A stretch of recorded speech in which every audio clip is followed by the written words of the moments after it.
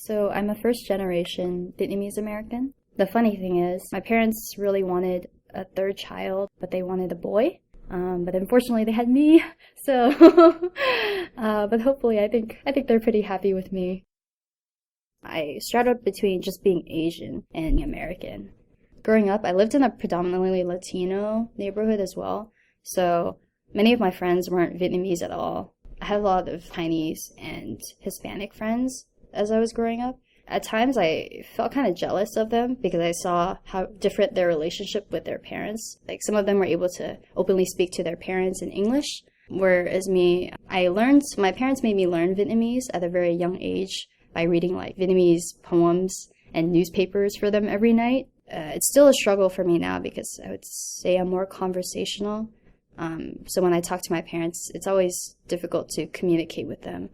And that caused a lot of misunderstandings and arguments between us when I was growing up.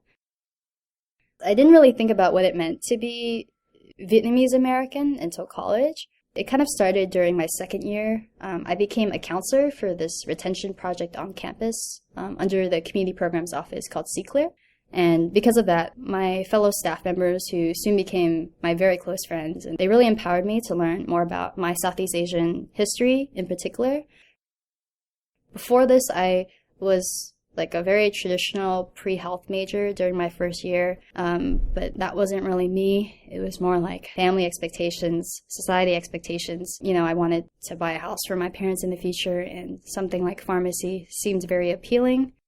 As I started to get to know myself better and know my identity better, I think it's also changed what I want to do in the future as well. And the funny thing is, I started initiating more conversation with my parents as well, and being more transparent about them in regards to my college life. Like, I didn't invite them to come to my VCN my first year, but I decided to invite them my second year. And because of that, I think our relationship got a lot better. My dad recorded my traditional dance performance during my second year on his phone. After that, he told me how proud he was to see me on stage, how beautiful I looked, and you know, I felt like a little kid being in elementary school and your parents come out to see you during spring dance or something. Whenever I came home and my parents had family friends over, they would always be like, you know, my daughter is part of this Vietnamese culture night on campus, and here's a video of her dancing. And I didn't expect them to have a reaction like that. Last year was special because it was the 40th anniversary of the Fall of Saigon. So that's a theme that hit home to a lot of people, a lot of parents that come to see VCN. In order to prepare for the role, I had to learn a lot about what the Vietnamese refugee experience was like. Some of the things that my parents had to go through, such as my dad. He fought in the war, and my parents have told me stories about, you know, trying to escape by boat, being caught several times, and being put in prison and such. So that was a role that really broke me. I don't know, I feel like it's made me a lot more transparent about my feelings towards my parents. My favorite part was after it ended, I came out and both my parents were in tears.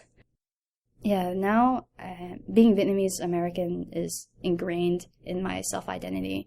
It's become part of my personality, my self-beliefs, and my values to always persevere and be very family-oriented. Because of that, I'm proud of my family and my parents as well. Made me the person I am today, and I don't think I would trade that for anything.